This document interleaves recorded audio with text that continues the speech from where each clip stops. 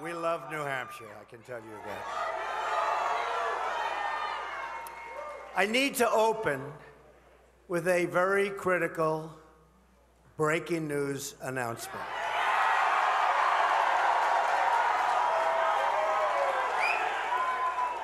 The FBI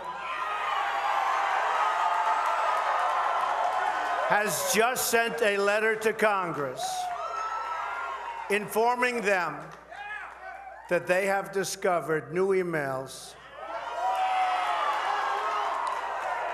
pertaining to the former Secretary of State Hillary Clinton's investigation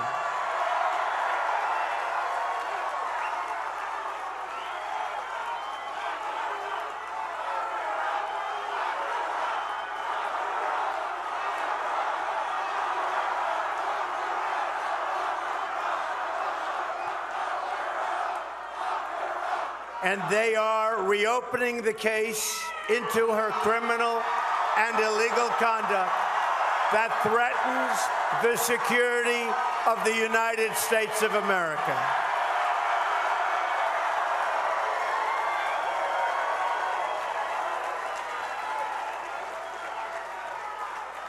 Hillary Clinton's corruption is on a scale we have never seen before. We must not let her take her criminal scheme into the Oval Office. I have great respect for the fact that the FBI and the Department of Justice are now willing to have the courage to right the horrible mistake that they made.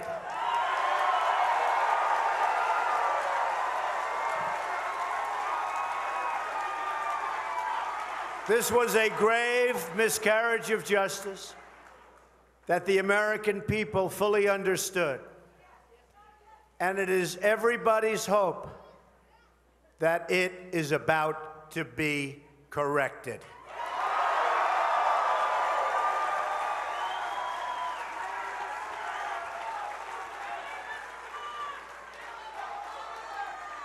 So that is a big announcement that I heard 10 minutes ago. And I guess, obviously, most of you folks have heard about. And in all fairness, for all of the people that have suffered for doing so much less, including just recently, four-star General James Cartwright, General Petraeus, and many others, perhaps finally justice will be done.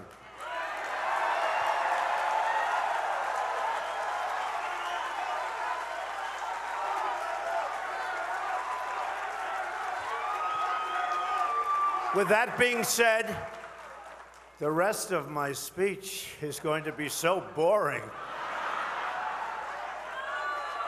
Should I even make the speech? We will talk about borders, right? We will talk about trade. We'll bring back our jobs. We'll strengthen our military. And let's get going, okay?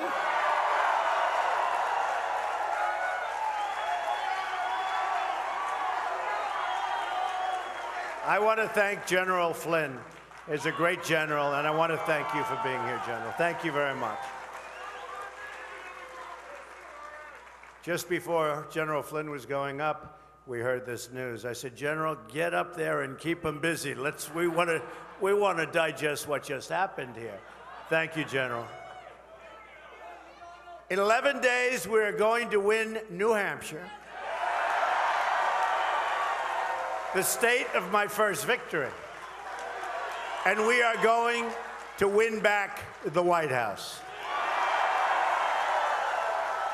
75% of the American people think our country is on the wrong track, and we are going to fix it.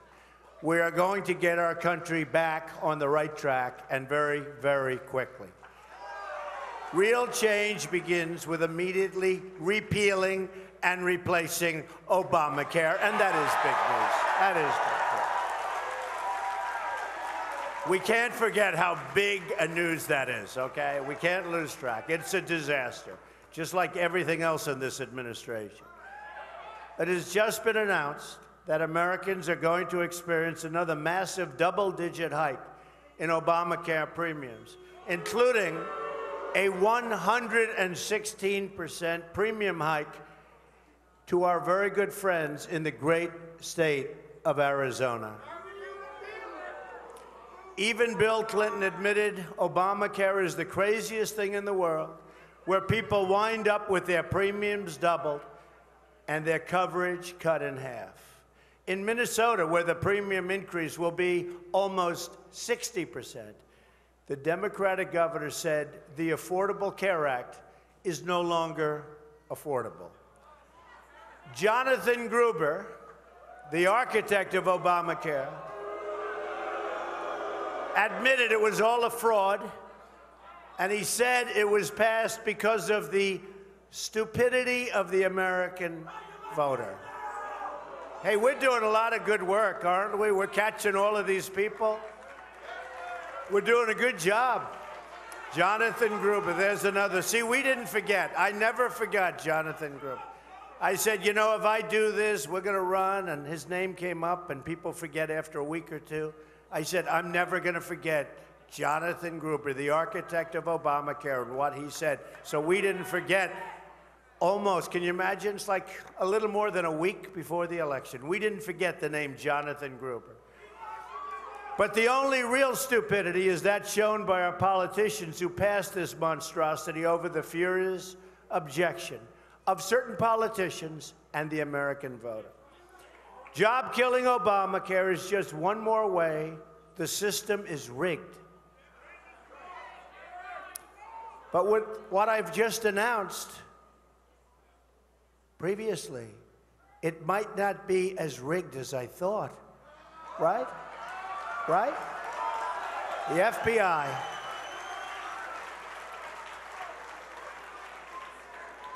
I think they're going to right the ship, folks. I think they're going to right the ship. And they're going to save their great reputation by doing so. Hillary Clinton wants to double down on Obamacare, destroying American health care forever. She wants to expand Obamacare and make it even more expensive. I will repeal and replace Obamacare, and we will replace it with a much less expensive plan, and a plan that is much, much better. Just this year, Hillary Clinton declared Obamacare is one of the greatest accomplishments of President Obama, the Democratic Party, and our country. Well, that's turned out to be wrong. Do they do anything right? We don't win anymore. We don't do, I mean, oh, you're going to have such a good time starting in 17. We're going to start winning again. We're going to start winning again. Because it's turned out, and I've been saying this from before it passed, Obamacare is a catastrophe beyond imagination. Insurers are leaving, doctors are quitting, companies are fleeing, workers' hours are being cut, part-time jobs are all over the place. Those beautiful full-time jobs that you used to have don't exist. And deductibles are through the roof. You don't get to use it. We don't get rid of Obamacare. We have no choice. But if we don't get rid of it, our health care system is gone forever. We'll never have another chance. And by the way, if we don't win this election, you're never going to have another chance either. That I can tell you. Never going to happen again. Repealing Obamacare is one of the single most important reasons we must win on November 8th. But real change also means getting rid of the corruption in Washington. And again, maybe that's happening. Wow. Yeah, big day. No, think of it. I won my first primary in New Hampshire, and I'm getting here, and the news this morning is this is bigger than Watergate. This is bigger than Watergate, in my opinion. This is bigger than Watergate. Hillary bleached and deleted 33,000 emails after receiving a congressional subpoena. That alone, to me, There were more serious things done. But how does it get much more? But that was so obvious. She gets the subpoena, and she bleaches and deletes 33,000 emails. That to me, because it was so simple. You know, it's not about the sale of the uranium that nobody knows what it means. I know what it means. To Russia. Then she talks to me about Russia. 20% of the uranium in our country to Russia. But you know, the deletion of 33,000 emails, boy, that just sort of is so out there. After receiving a subpoena from the United States Congress. She lied to Congress. She lied to the FBI. She made 13 phones disappear, some with a hammer. The Clinton crew gave more than $675,000 to the wife of the deputy director of the FBI and the man who was overseeing the investigation into Hillary's illegal server, but maybe now that takes care of itself. Right now, that takes care of itself.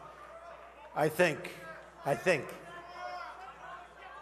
Very proud that the FBI was willing to do this, actually. Really.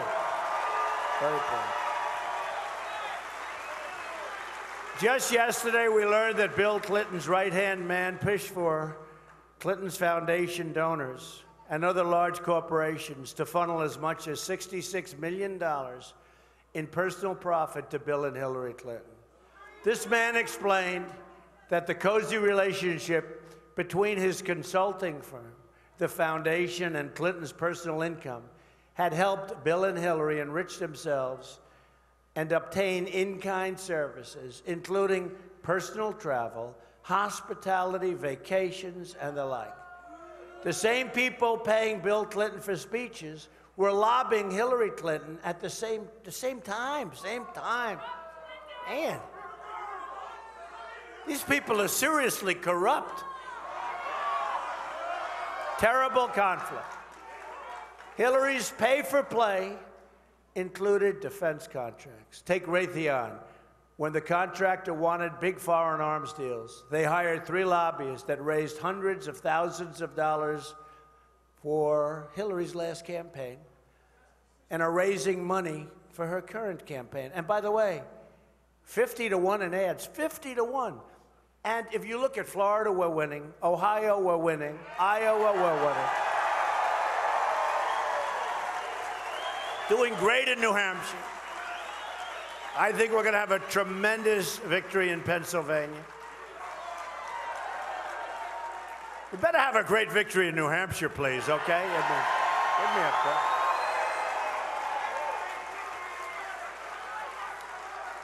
In fact, when this news of the FBI's investigation, when it just happened a little while ago, they said, Mr. Trump, I think they'd understand. We could skip your speech in New Hampshire. This is so big. I said, I don't have the courage to skip the speech in New Hampshire. Believe me, I don't have the courage.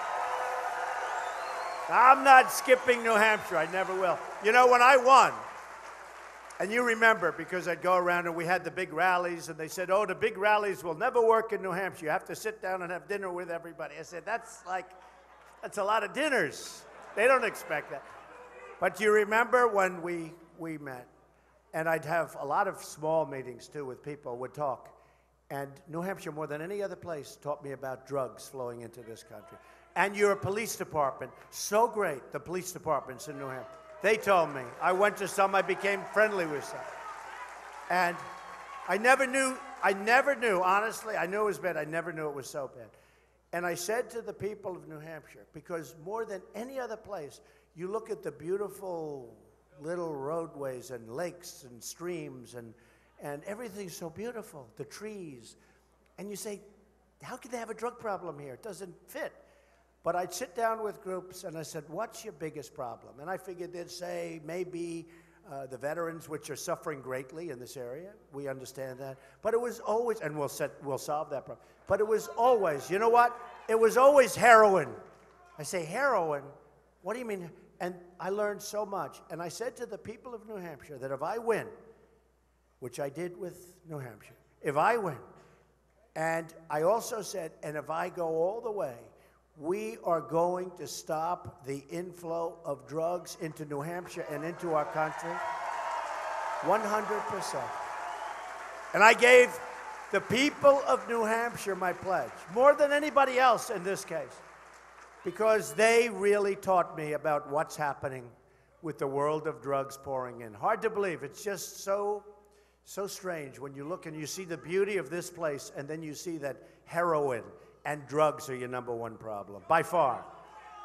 Anyway, within months, these lobbyists sealed over $26 billion in foreign arms deals, including over $19 billion in Qatar, some people would say Qatar, which happened to be offered Bill Clinton $1 million as a birthday gift for a few minutes of FaceTime. $1 million.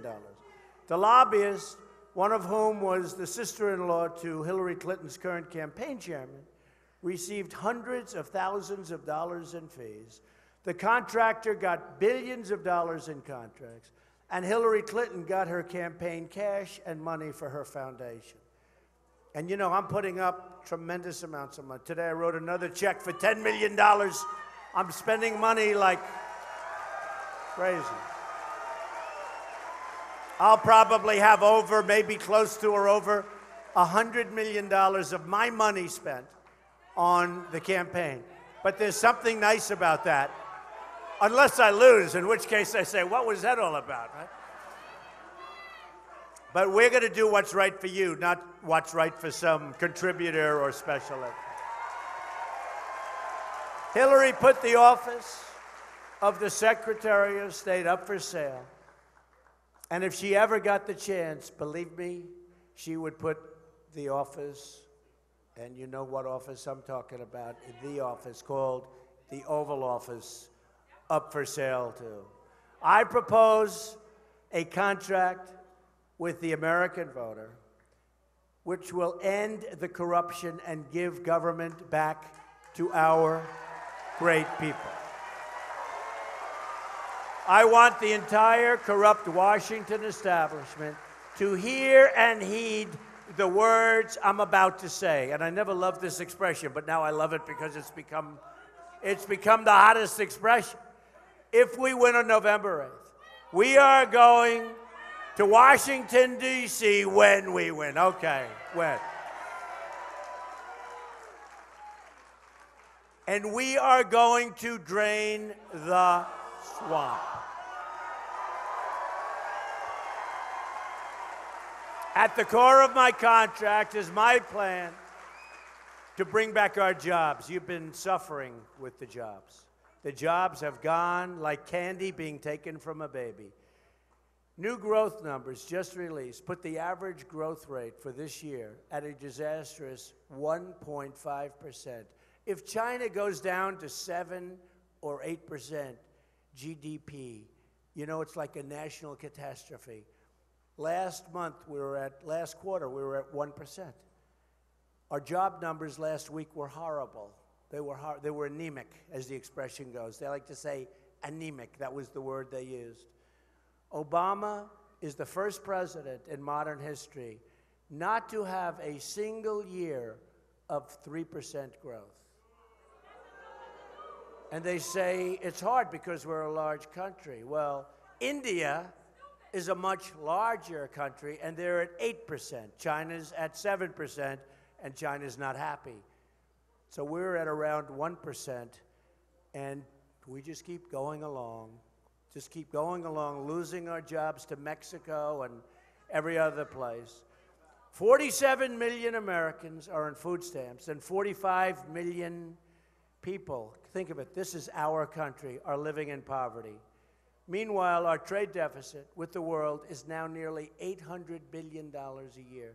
You say, who negotiates these contracts? We're living through, it's true, Obama. It's true. You know, instead of campaigning for Hillary Clinton, he ought to be in the White House, in the Oval Office, negotiating trade deals, beating ISIS. taking care of our veterans, which he does not do. We're living through the greatest jobs theft in the history of the world. They're stealing our jobs. Greatest in the history of the world. New Hampshire has lost 1 in 3 manufacturing jobs since NAFTA, a deal signed by Bill Clinton and supported strongly by Hillary. We've lost 70,000 factories since China entered the World Trade Organization. Another Bill and Hillary disaster. The Trump administration will immediately begin negotiating, and we will start this negotiation so fast. We will start a negotiation on NAFTA, and if we don't get the deal we want, we will terminate NAFTA and get a much, much better trade deal.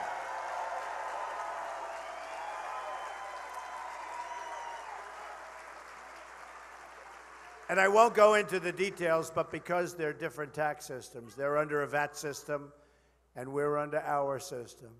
But because of the fact that they're under a much different tax system, the day the deal was signed, it was a defective deal, with us having a massive, at least 17% disadvantage.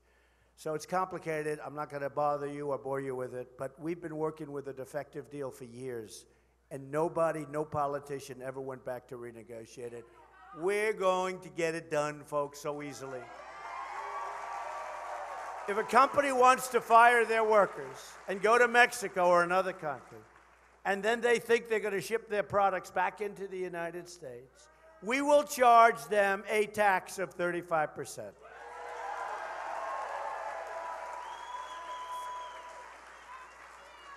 So when you think these companies, which right now are out there negotiating to leave here, they'll leave New Hampshire, they'll leave Pennsylvania, they're going to leave Ohio, they're going to leave all of these places, all of our great places and great states. And right now, as we're talking, they're negotiating deals. Mexico is the 8th wonder of the world in terms of the new plants. A friend of mine builds plants, he's the biggest. He said, the 8th wonder of the world, what's happening in Mexico. And I say, and I tell this to people, what about us? He said, not going to be. It's going to be the other way around. But there will be consequences. And you know, when they realize that they've got to now pay a tax and all of that to come through our very strong border, because it will be a strong border, with their product, you know what they're going to say? They're going to say, let's stay. We're not going to move. And they're going to stay. It's very simple. But the politicians don't want to do that because they're controlled. They're controlled by the people that give them their campaign contributions and probably other things. We will, does anybody know what I mean by that? Yeah. We will also stand up to Chinese currency manipulation, and we will stop the Trans-Pacific Partnership. We will become a rich nation again.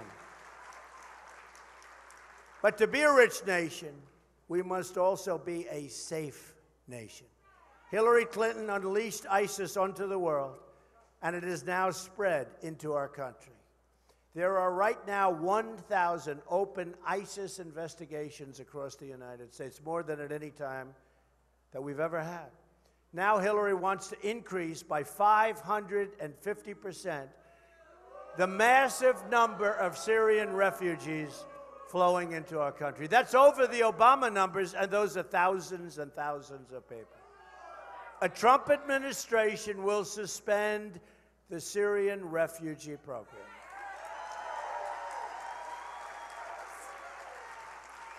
And we'll help them with safe havens, and we'll get other countries over there, like the Gulf states, who have nothing but money. We have $20 trillion in debt. We'll get them to pay. They got to do their share. We'll lead it. We'll help. They'll pay, but you know what? We can't let people into this country that we don't know about. We don't know. Let me state this as clearly as I can. If I'm elected president, I am going to keep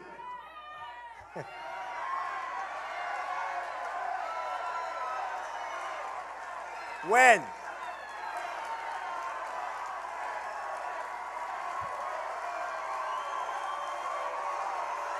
We love New Hampshire. I love this place. I love this place. By the way, You know, we're leading in Florida. We're leading in all these places. The recent poll said we're 2 down in New Hampshire. You know what I said? I don't think so. I don't think so. These polls, these are called dirty polls. You know what that is. These are false. I don't think so. She comes up here, she has 4 people, and it's like, oh, we have a wonderful crowd. I don't think so. I think we're winning New Hampshire big. Okay, so we'll change it. When I'm elected president,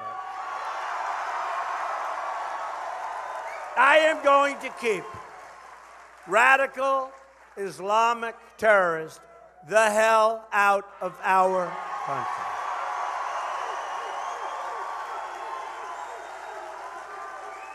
The Trump administration will also secure and defend the borders of the United States. Boy, do you people have energy. You're great. People are great. Well, let's face it, it's been a long time, right? It's been a long time. You've been waiting a long time for the right person, but you do have energy. You know what's happening? A lot of these places.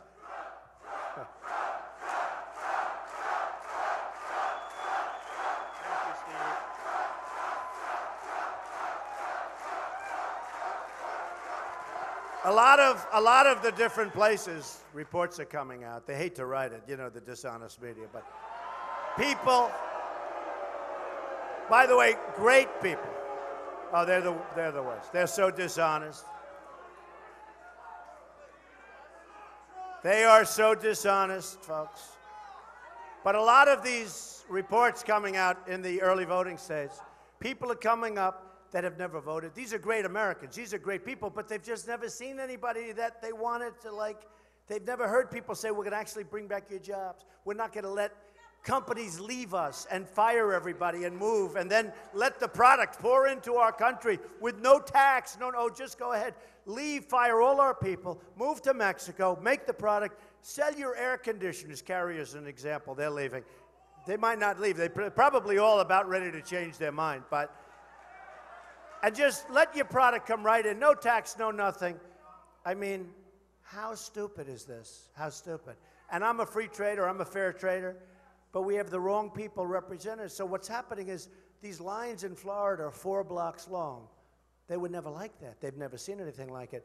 And in Tennessee, a great congressman, been there for 25 years, said to me, we have never seen anything like it. People are coming out that hadn't voted in years. People are coming out, they hadn't voted in years, so they're not polled because, you know, unless you voted like in the last election, they don't want to poll you. So people are coming out that hadn't voted in years, happening in Texas. They haven't voted in years. And people that have never even voted, and yet they're great Americans. They just never saw somebody that they wanted to vote for. And they're coming out, and they've got the Trump shirt, and they've got the hat, and they've got buttons all over the place. You know. Now, who knows? Who knows? They may have all of the Trump stuff, and you never know. Maybe they're voting for crooked Hillary Clinton, but I don't think so, right? I don't think so. History has taught us that we don't think so. So I think we're doing great. And yes, on the border, we have no choice. We will build a wall, and Mexico will pay for the wall. Got to stop the drugs.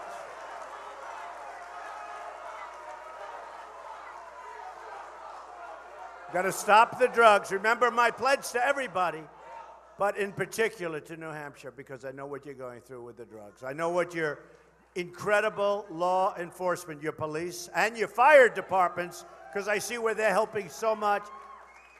Believe me, they're not spoken about.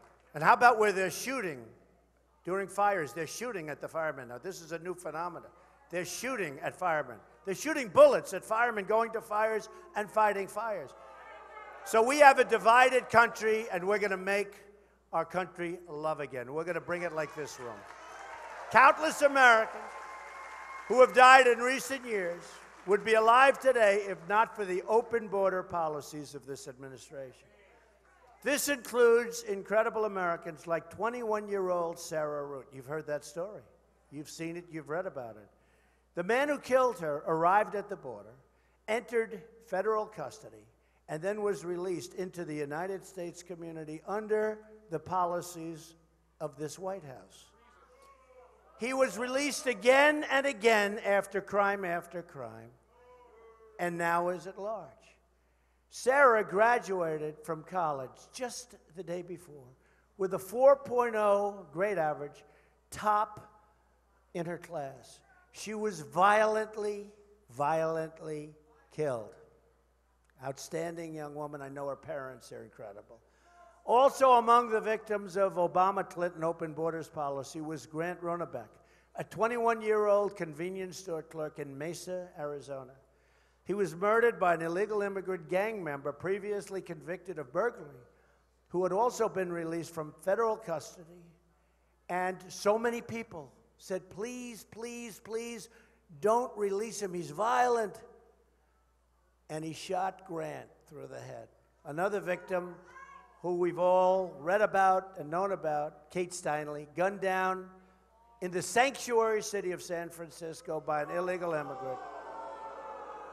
And this person was deported 5 previous times. And now he's got a good lawyer, and the case will go on and on and on.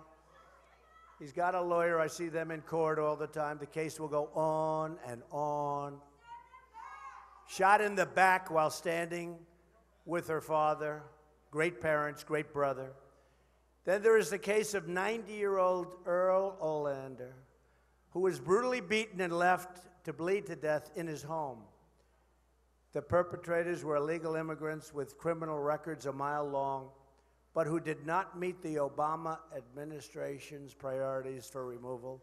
People begged that they be incarcerated or be moved out of the country, but our geniuses wouldn't listen. In California, a 64-year-old Air Force veteran, Marilyn Ferris, was sexually assaulted and beaten to death with a hammer.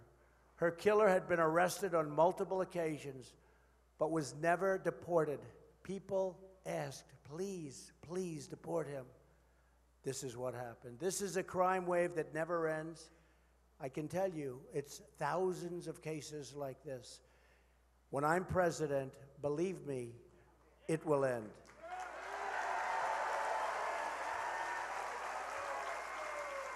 Not only will a wall keep out the dangerous cartels and criminals, but will also keep out the drugs, remember New Hampshire, and the heroin poisoning our youth. Our youth is being poisoned before they get a chance to start.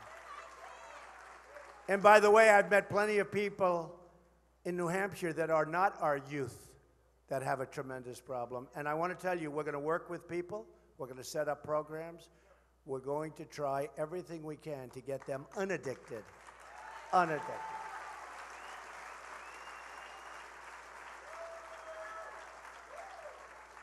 So as I said, when I won the New Hampshire primary, I promised the people of New Hampshire that we would stop drugs from pouring into your community, and I guarantee you we will. You will be so proud of your president. You will be so proud of your community. You will be so proud of it. I just want to say in closing that we have an amazing movement going on, a movement like they've never seen before, a movement that hopefully won't be stopped. We have a movement that the biggest people in the world of the media, the biggest, have said they've never seen anything like it before. Every crowd, every auditorium. The other night we had a situation, we had thousands and thousands of people, and I said to the fire marshal, isn't it possible to let more in? We had thousands of people in this massive field, and we had many thousands outside of the gates they wouldn't let in. And I said, couldn't we let them in? And they said, we can't. I said, but there's no fire, we're outside. He said, it's stampede, Mr. Trump. We're worried about a stampede. And it's a stampede of love. It's true. It's not a stampede. It's a stampede of love. Because there were so many people. They said, we have very strong security guards, but Mr. Trump, they're not nearly as strong as 45,000 people come charging forward. So I fully understood it. But we have something going on that's so special. It's so special. We're going to reduce your taxes. We're going to simplify your taxes. We're going to make your businesses welcome in our country. Thank you.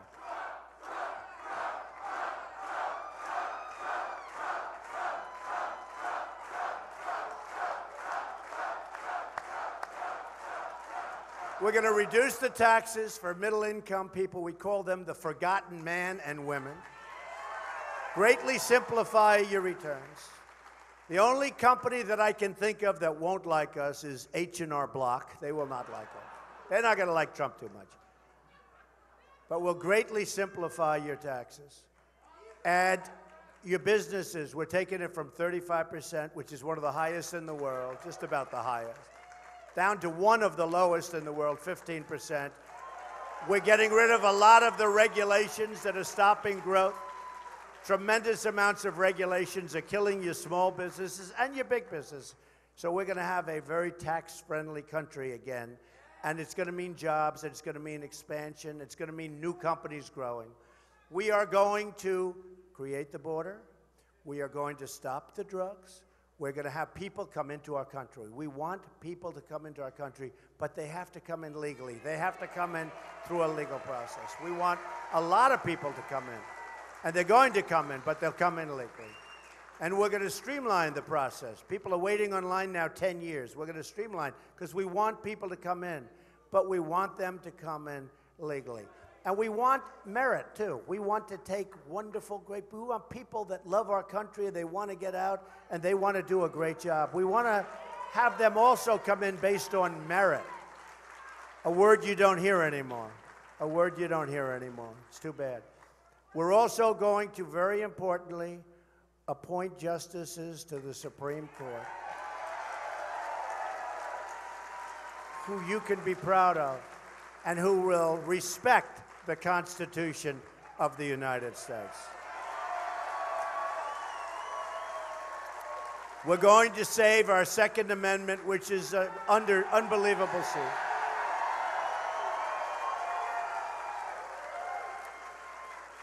We're going to help Big League on education. We're going to go with choice, so important. And we're going to terminate Common Core and bring education, local.